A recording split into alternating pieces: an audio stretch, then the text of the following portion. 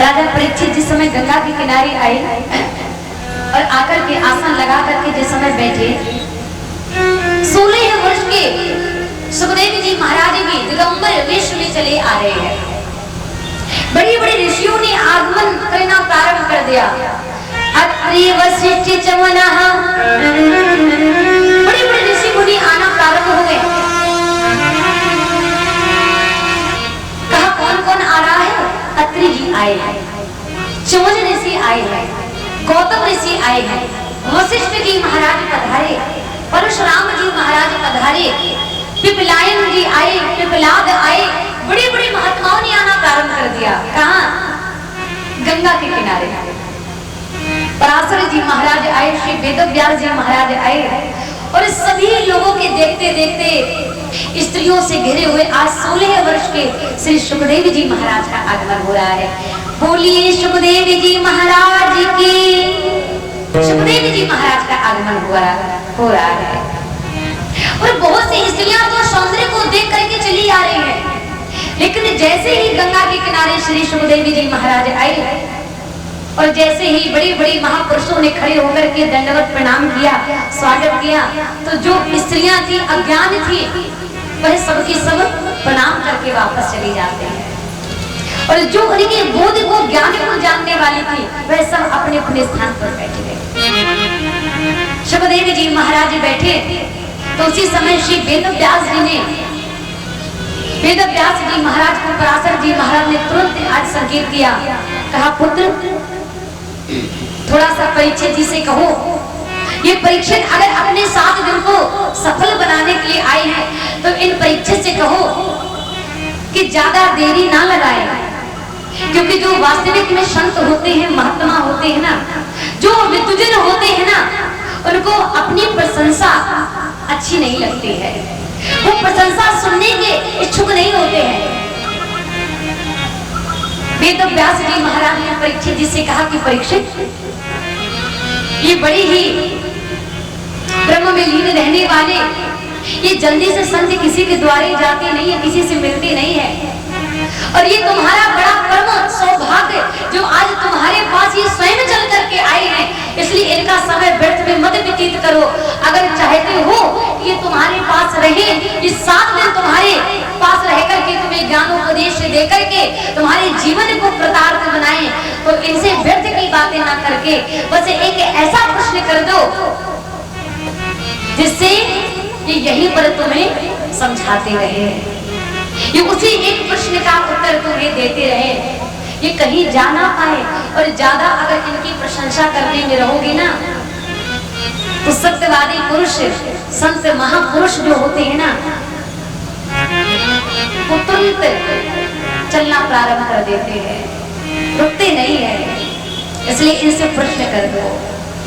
सुखदेव जी महाराज से आज परीक्षित जी ने प्रथम बड़ा सुंदर प्रश्न किया है। वैयानिष्ठिते प्रश्नः कृतो लोकहितं नृपः आत्मविशन्तां पुंसां श्रोतव्यादिषु यः परः।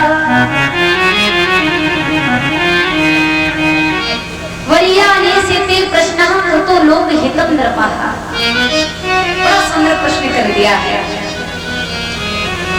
सबसे पहला तो प्रश्न किया सबसे सुंदर प्रश्न किया परीक्षित जी महाराज जी ने सुखदेव जी से कहा कि भगवान, अतः प्रच्छामि संसिद्धं योगिनां परमं गुरुं। सबसे पहला जो प्रश्न किया है परीक्षित जी ने, वह अपने कल्याण के लिए नहीं किया है, वही सारे संसार के कल्याण के लिए प्रश्न किया है। अतः प्रच्छामि संसिद्धं योगिनां परमं गुरुं पुरुषे स्नेहे प्रियमाणसे सर्वथा गहरं परम। सुखदेव जी महाराज से परीक्षित जी ने प्रश्न किया, भगवान आज मैं धन्य हो गया, जो आप जैसे योगियों के भी योगी महायोगी आज मेरे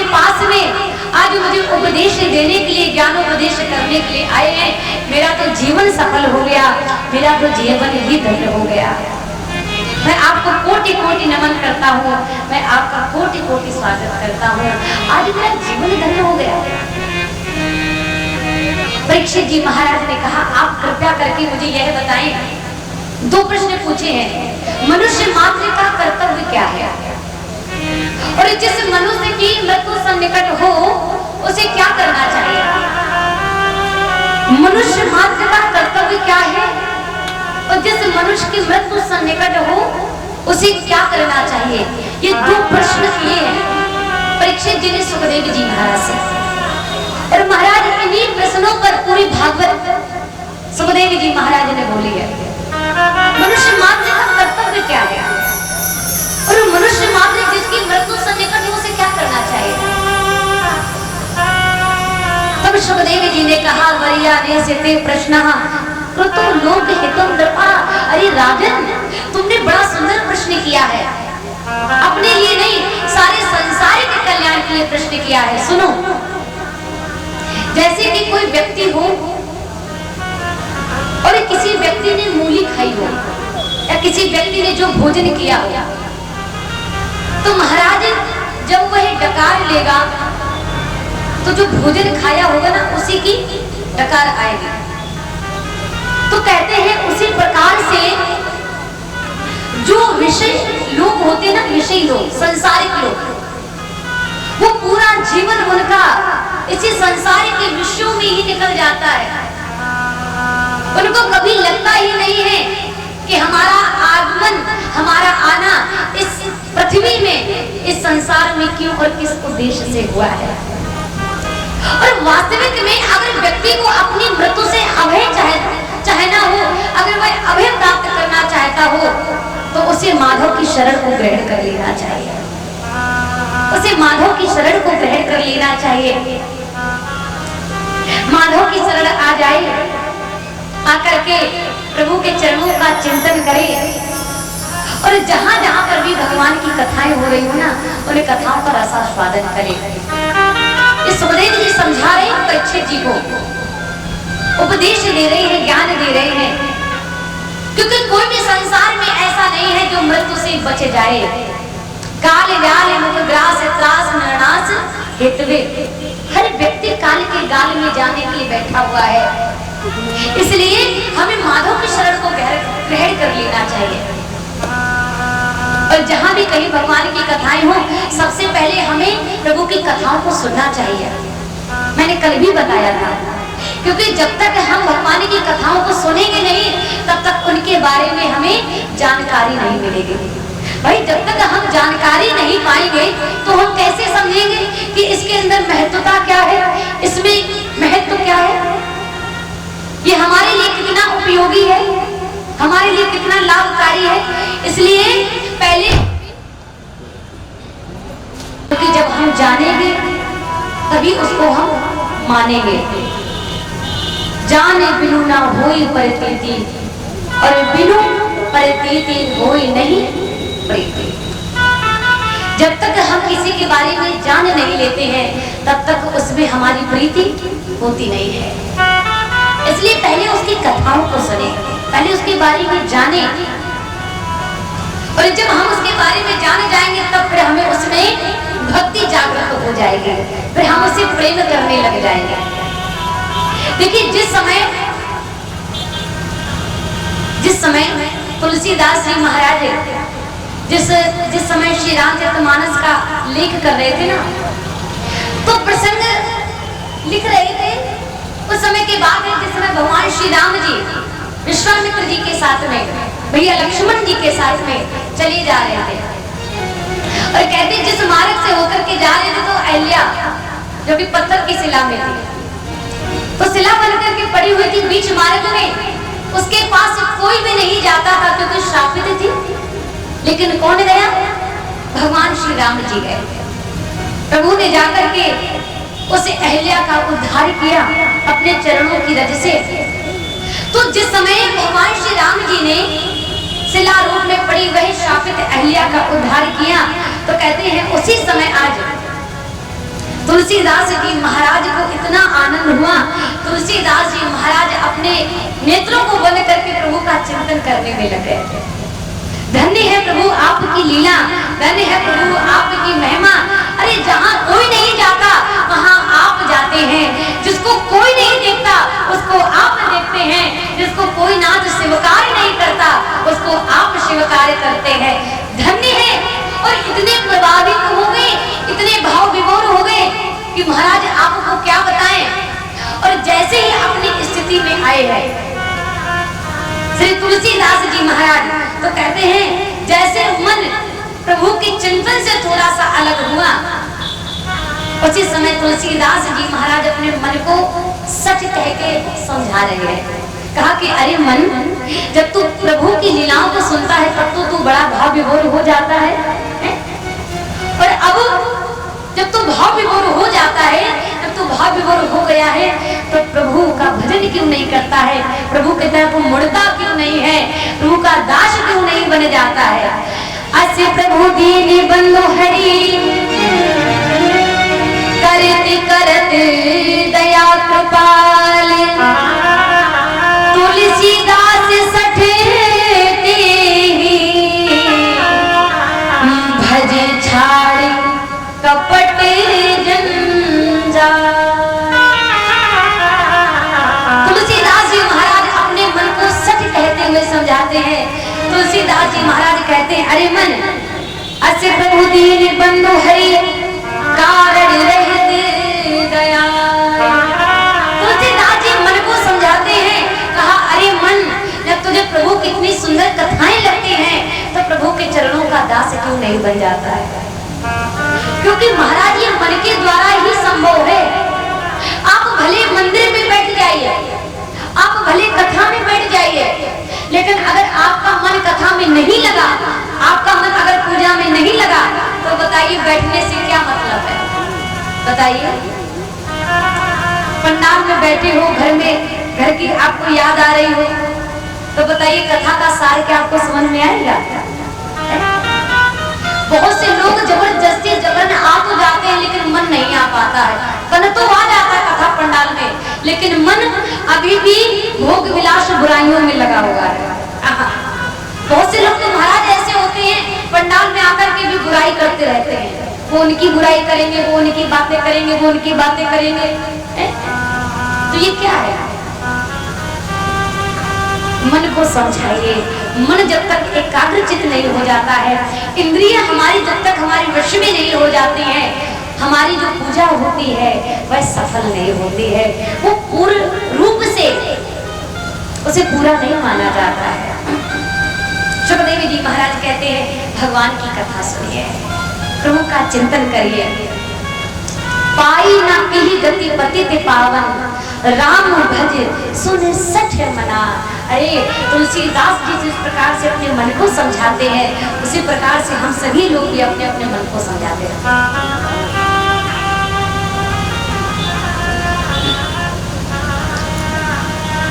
सुखदेव जी महाराज राजा परीक्षित को नाना प्रकार से समझाते हैं, और राजा परीक्षित से कहा कि देखो राजा परीक्षित, मनुष्य मात्र के उद्धार का 4 लक्षण बताया है कि मनुष्य मात्र का सबसे पहला जो लक्षण होना चाहिए वो क्या होना चाहिए। 4 बड़े सुंदर सुंदर लक्षण बताए हैं। जितासनो जित श्वासो, जित संगो जितेंद्रियः।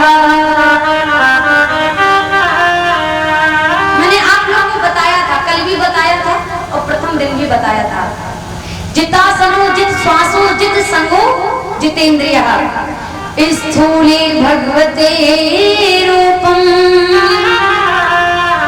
मनः सांध्यो।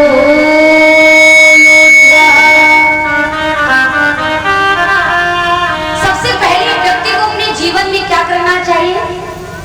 सबसे पहले हमें अपना आसन संभालना चाहिए। और आसन कैसे संभाला जाता है। देखिए हम लोग भागवत पंडाल में बैठे तो हैं, बहुत लोग बैठे हुए हैं, लेकिन सभी लोगों के आसन सही नहीं है। बैठे तो सभी लोग हैं, लेकिन आसन सभी के सही नहीं है।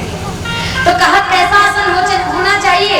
कहा कि आसन ऐसा होना चाहिए कि जब तक पीठ की रीढ़ की हड्डी जब तक सीधी नहीं होती है, जब तक हमारी पेट की रीढ़ की हड्डी सीधी नहीं होती है, तब तक हमारा आसन सही नहीं होता है। हम लोग ठीक से नहीं बैठे होते हैं, बिल्कुल हम लोग एकदम सीधे बैठे, क्योंकि जब तक हम लोग आसन नहीं सुधारेंगे तब तक हम लोग ठीक से कथा सुन नहीं पाएंगे। किसी ने कहा कैसे, तो कहा कि थोड़ी देर बैठेंगे, कभी पांव दुखने लगते हैं, कभी महाराज हाथ दुखने लगते हैं, कभी प्यास लगाती है, कभी नींद आने लगती है। सही बात है कि नहीं?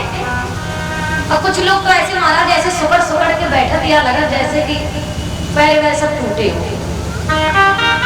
अरे जकड़ी जकड़ी, अरे महाराज ऐसा क्यों होता है? घुटना, बस वही बात, वही कारण है।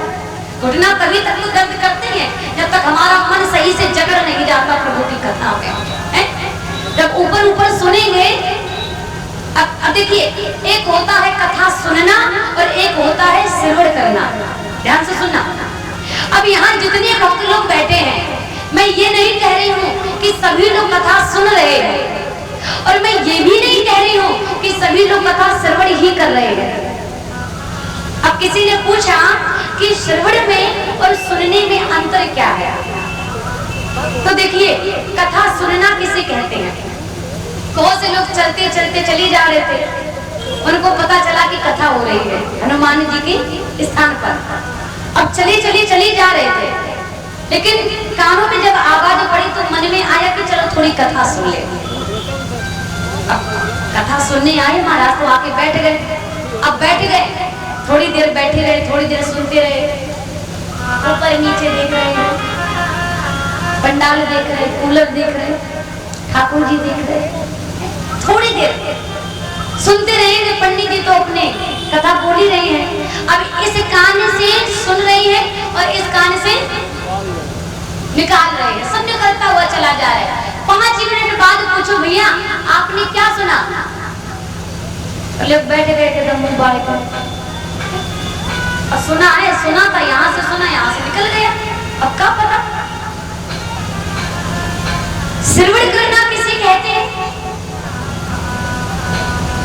जिन पर विशेष भगवान की कृपा होती है। ध्यान से सुनना, विशेष प्रभु की कृपा होती है। घर से ही मन बना के आए हैं कि आज ये कथा में प्रसंग होंगे और हमें उसको श्रवण करना है। श्रवण माने होता है ग्रहण करना, है ना? सुनना और फिर ग्रहण करना। ग्रहण माने स्वीकार करना, उसको बांध लेना। जिस प्रकार से हमारी बूढ़ी बूढ़ी मैया नहीं हुआ करती थी, अभी भी है फिलहाल, हुआ क्या करती थी, तो माताओं का स्वभाव ऐसा होता है, जो बूढ़ी बूढ़ी अम्मा होती है, कि थोड़े थोड़े सिक्के मिल जाते हैं, तो माताओं के पास पैसा तो होता नहीं है, तो हमारी माताएं धोती के पल्लू की, वो उसको क्या बोलते हैं, खूंट। अच्छा देखा है हमारा, है ना? उसी कुछ भी हो, हीरा जवाहरात मोती कुछ भी हो, पैसा हो, कुछ भी हो, सब बस कोई खूंटे में बांध लेंगे, कोई खूंट में बांध लेंगे। तो जैसे हम लोग माया को पकड़ते हैं ना, खूंट में बांधते हैं ना, वैसे ही हमें कथा को भी पकड़ लेना चाहिए। कथा को बिल्कुल पकड़ के बिल्कुल बांध लो, लेकिन बनेगी कब? जब हम श्रवण करेंगे, भाव से पंडाल में आए, किसी से बातें मत करें, क्योंकि बात करेंगे तो फिर हम कथा को सुन नहीं पाएंगे। और वैसे भी बहुत से लोग तो ऐसे होते हैं, मैं बार बार एक ही बात कहती हूँ, जब भी प्रभु की कथा सुनने आए तो सिर्फ मन लगा करके प्रभु की ही कथा को श्रवण करें। संसार की बातें करने से महाराज कोई अर्थ नहीं निकलता है, कोई मतलब नहीं निकलता है। बहुत से लोग तो ऐसे होते हैं, बहुत से लोग तो ऐसे होते हैं कि महाराज पंडाल में आकर के भी अपने तर्क वितर्क नहीं छोड़ पाते। जब तक कथा चलेगी तब तक वो तर्क वितर्क में ही लगे रहेंगे, और कथा महाराज अपने समय से विश्राम रूप में विश्राम कर जाएंगे। इसलिए कथा सुनने आए हैं। हनुमान जी जैसा संसार में कोई ज्ञानी नहीं हो सकता है। हो सकता है? बताइए। हनुमान जैसा संसार में कोई ज्ञानी नहीं हो सकता है। लेकिन आज भी जब कहीं पर कथाएं होती हैं, चाहे राम कथा हो, चाहे भागवत कथा हो, राम द्वारे तुम रखवारे, होत ना आज्ञा बिनु पैसारे। हनुमान जी सबसे पहले श्रोता बनकर के आते हैं। आज भी हनुमान जी सबसे बड़े श्रोता हैं भगवान की कथा सुनने के, और सबसे बड़े ज्ञानी हैं, बल में भी हैं, शक्ति में भी हैं और ज्ञान में भी हैं। लेकिन जहां पर भी प्रभु की कथा होती है, हनुमान जी सबसे पहले श्रोता बनकर आते हैं और शांति से प्रभु की कथा को सुनते हैं। तो बताइए संसार में क्या उनसे बड़ा कोई श्रोता हो सकता है? कैसा भाव होना चाहिए? हनुमान जैसा श्रोताओं का भाव होना चाहिए। क्योंकि अगर हम भरे होकर के जाएंगे, भर करके जाएंगे, तो हमें कुछ नहीं मिलेगा, और अगर हम खाली पात्र लेकर जाएंगे तो हम बहुत कुछ लेकर आ जाएंगे। तो उस पात्र को हम ज्ञान रूपी गंगा से भर करके ले आएंगे। पहले से अहंकार में गए, पहले से भर के गए, अरे महाराज क्या कथा, वही कृष्ण कथा, वही राम कथा, वही गीता, क्या मतलब? तो वहीं पर आ जाइए, श्रवण करना किसे कहते हैं, भाव से बैठ जाइए, मन लगा करके प्रभु के चरणों में प्रभु का चिंतन करिए। वक्ता बोले उसकी एक बात को ध्यान मग्न होकर के कान, इस कान से प्रवेश करे, और इस कान से जो हृदय रूपी जो घट में जाकर के विराजमान होता है ना, प्रवेश होता है ना महाराज, वही कथा हमारे लिए लाभकारी होती है। लेकिन तब जब हम ध्यान से श्रवण करते हैं, शांत भाव से, शांत चित्त से, हृदय में जो जाती है वो हमारे लिए बहुत लाभकारी होती है। अच्छा, हृदय का जो कांटेक्ट होता है वो दिमाग से होता है, ध्यान रखना, हृदय का कांटेक्ट दिमाग से होता है और कान का हृदय से होता है। जब हम कान से सुनेंगे तो हृदय में प्रवेश करेगी, और जब हृदय में प्रवेश करेगी तो वो दिमाग में जाएगी, बुद्धि में, है ना। और जब ये सीधी वाली मस्तिष्क पर जाती है ना, बुद्धि में, फिर ये जो सीधा वाला जो मस्तिष्क है ये फिर पीछे वाले मस्तिष्क को ट्रांसफर करता है, ध्यान रखना। ये जो सीधे वाली बुद्धि पर जो भी बातें जाती हैं, ये सीधे वाला मस्तिष्क जाकर के, ये वैज्ञानिकों के अनुसार ये सीधे वाली बुद्धि पीछे वाले इस कान से लेकर के जो पूरा इस कान तक होता है पीछे का, ये पूरी महाराज ये भी मस्तिष्क है। तो जो आगे वाली बुद्धि है वो सब पीछे अच्छा ट्रांसफर पीछे कर देता है, और जो बुरा बुरा होता है, बुद्धि को छलनी का रूप दिया गया है, छलनी का। और छलनी का काम क्या होता है? क्या होता है? कि अगर हम आटा छानते हैं तो जो अच्छा आटा होता है वो नीचे गिरता है, और जो कूड़ा करकट रह जाता है वो बाहर। तो ये बुद्धि क्या है? ध्यान से सुनना मेरी एक एक बात, और समझ में ना आए तो पूछ लीजिएगा। तो ये बुद्धि क्या है? बुद्धि है छलनी, ये छलनी का काम कर रही है। जो चीजें, जो ज्ञान की बातें हम कानों से सुनते हैं, कान से हृदय में प्रवेश करता है, और ये हृदय सीधे बुद्धि को ट्रांसफर करता है। और ये जो बुद्धि होती है ये पीछे वाले मस्तिष्क में ये सब पीछे वाली बुद्धि को ट्रांसफर करता है।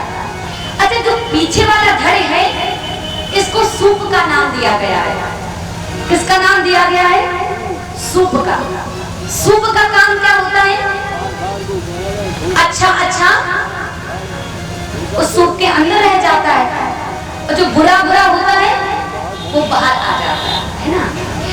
कभी कभी आप ध्यान दीजिए, अनुभव करिए, अनुभव ये करिए कि कभी कभी आपकी बुद्धि आपको बुरा कर्म करने के लिए प्रेरित करती है। कभी कभी का अच्छी माता का बैठी हो अच्छे भाव में, और अकस्मात एकदम से कोई आकर के प्रेम से आपसे दो बातें कर दे और आपका मन नहीं है, तो पता नहीं जन्मों की बातें का 1 मिनट में याद आ जाए और लड़ना शुरू कर दे। कब अच्छे से माताएं घर में बैठी हैं और पता नहीं उनको क्या याद आ जाए, पड़ोसी घर में जाकर और महाराज सब उठा बैठी करना शुरू करते हैं, सब उनकी खोलने लग जाए। तो कहने का तात्पर्य ये है कि ये बुद्धि जो होती है ना, ये अच्छे काम के लिए प्रेरित नहीं करती है कभी भी, लेकिन जो हृदय में रहता है वही हमारे जीवन पर उतरता है, और जो हमारे जीवन पर उतरता है उसी से हमारा कल्याण होता है।